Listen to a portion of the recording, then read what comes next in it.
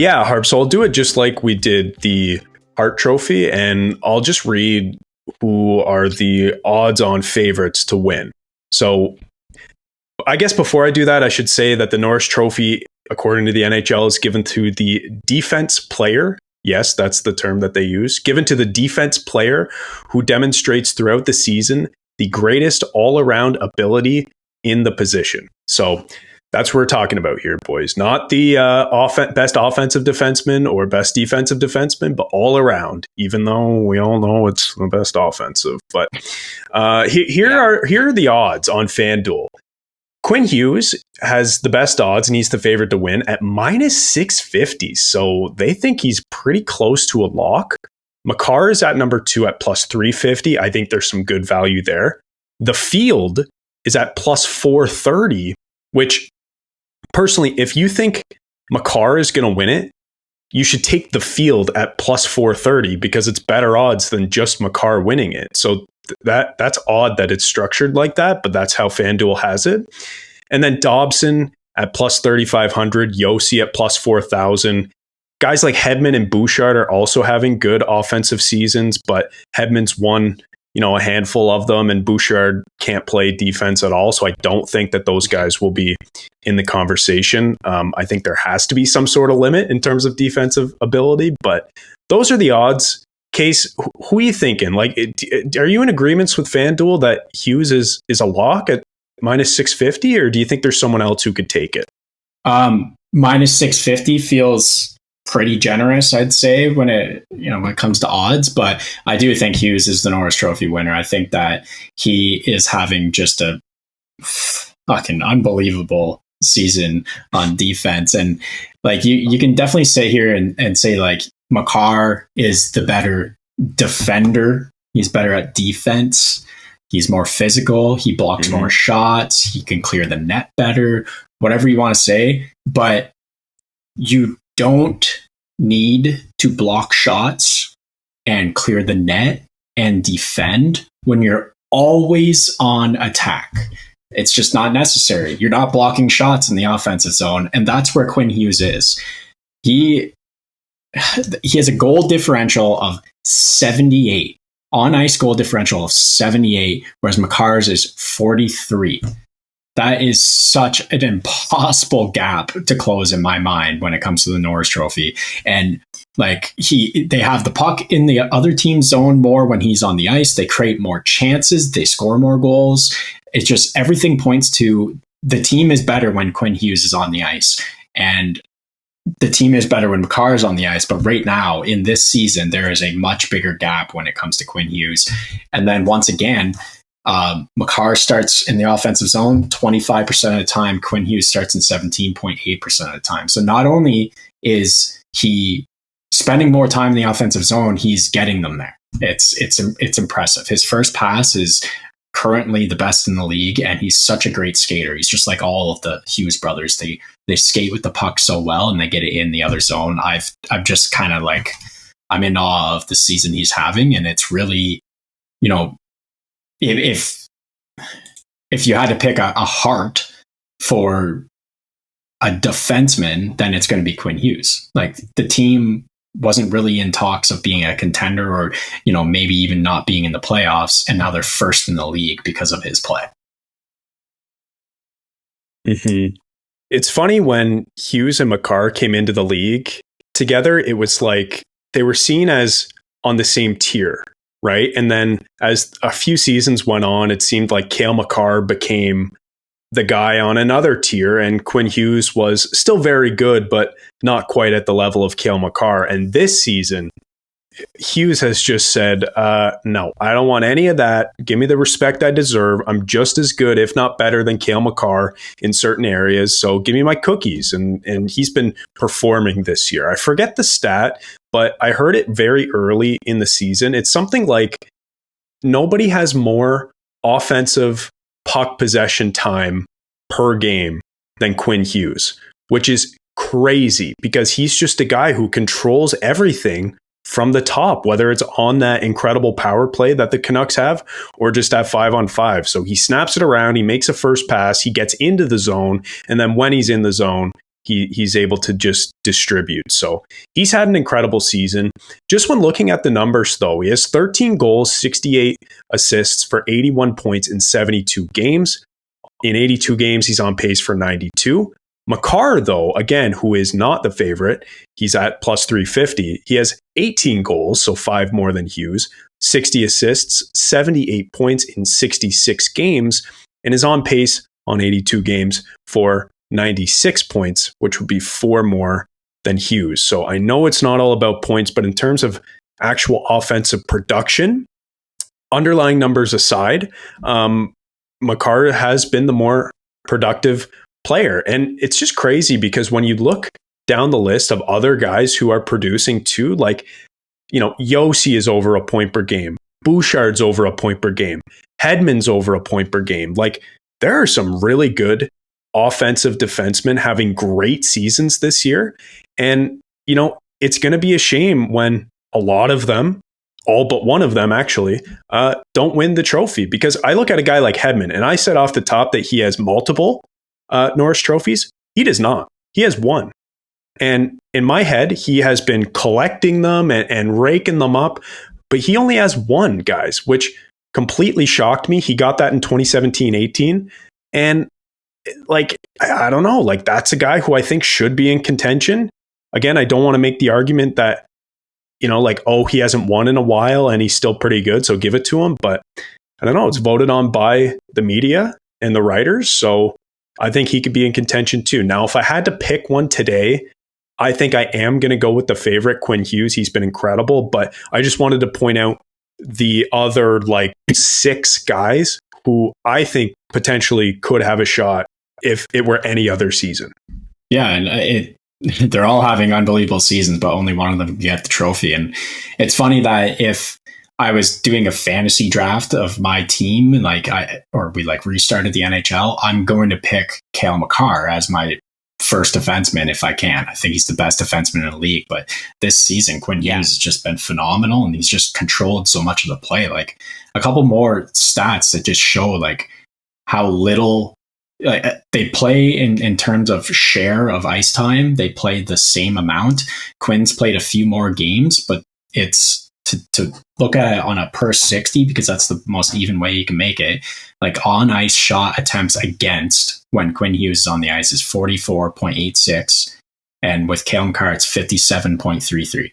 So there's a lot going on there. That is a team stat for sure in the end, but just at face value, when you look at that, the team has the puck more and is at danger less when Quinn Hughes is on the ice at the moment.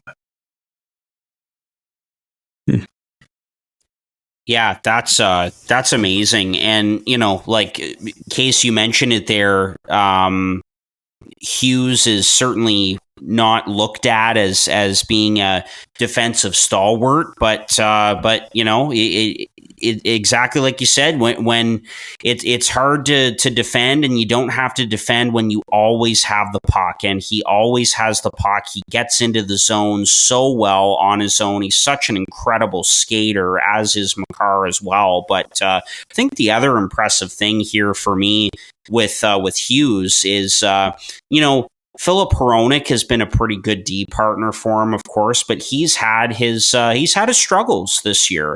And you look at the rest of that Vancouver blue line, and in my opinion, it's not as deep of a blue line as it is in Colorado. Makar has Devon Taves, and that's been a consistent pair for a few years now, and they also have Sam Girard. They did have Bowen Byram, who of course is now with Buffalo, and they have Manson and now Sean Walker, and so I look at again, sort of going back to the Hart Trophy conversation, more of an impact on your team, solely individual, and I just look at Hughes as having a bit of the advantage on Makar. But if it were me, boys, I'd be taking the field for this. I like the odds there, and I would have to give the edge to Roman Josi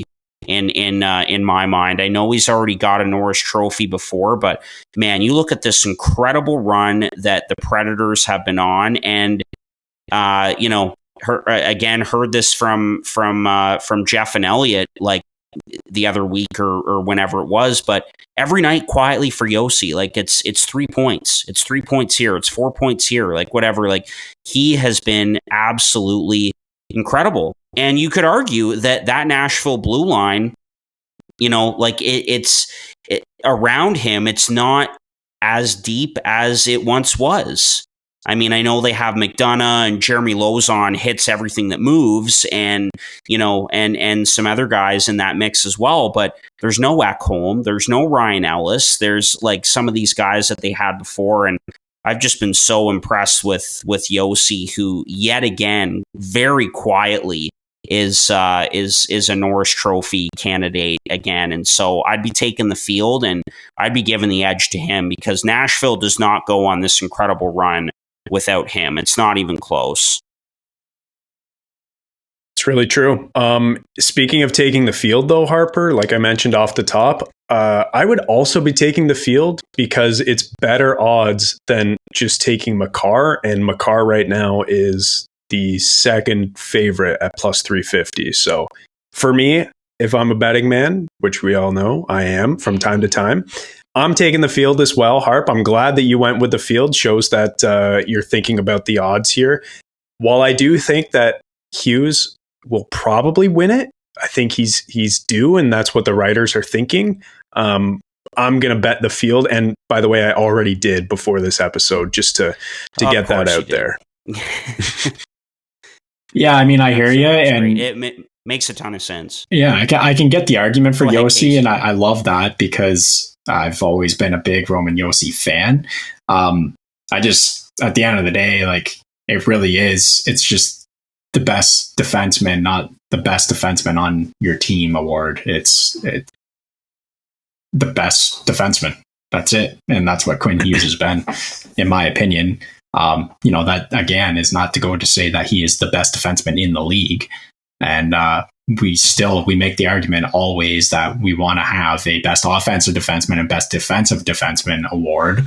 But at the end of the day, based off how they've been handing out this award in the past, I think that Quinn Hughes is the safe bet, but you're not making much money on that one. Mm-hmm.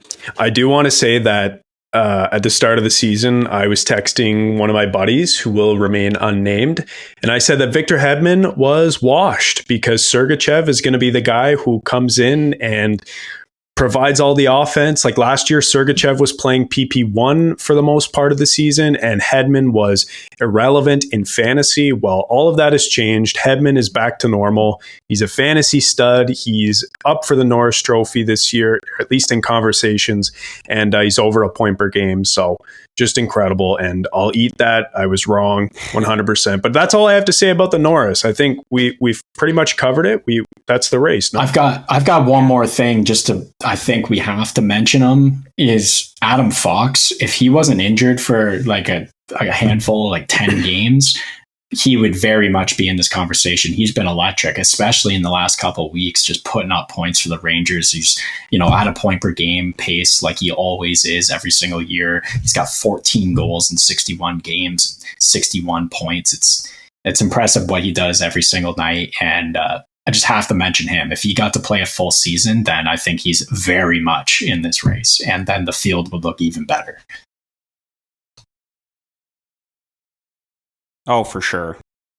Yeah, no, he could win this award every year, and he should be in the conversation every year for this award. And quickly before we wrap up, I just going back to Noah Dobson, I have to give my brother Emerson some credit here because he was on Dobson early on here in the season, and he's had an incredible run here for the New York Islanders, and what a breakout season for him. And so for Dobson, it could maybe end up like it was for Jacob Chychrun a few years back. Maybe he finishes 8th, just outside the top 5, or maybe inside the top 5 for Norris Trophy voting. Just want to recognize M for that one. He had a pretty good call there on Noah Dobson.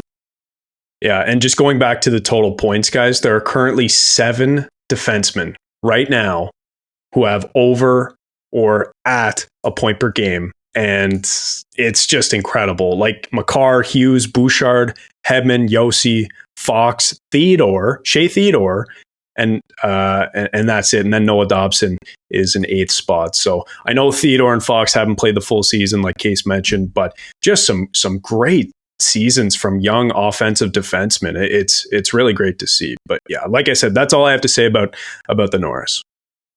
Yep, absolutely. And, I'll wrap it up by saying this. I think specifically we're in, the golden era of defensemen in the NHL. I really believe that. And you look at this upcoming 2024 draft, and it is absolutely loaded with defensemen in that first round. So, man, some old heads out there are going to come after you talking about defensemen and being in the golden era. I tend to agree because this is my generation, but there's going to be some old guys that are just hunting you down. Oh, I think it's more undeniable with forwards, but I'm with you. Like, there's some great defensemen, but in terms of forwards, like, I'll stand by that against any old head. I think we're looking at the cream of the crop right now, for sure.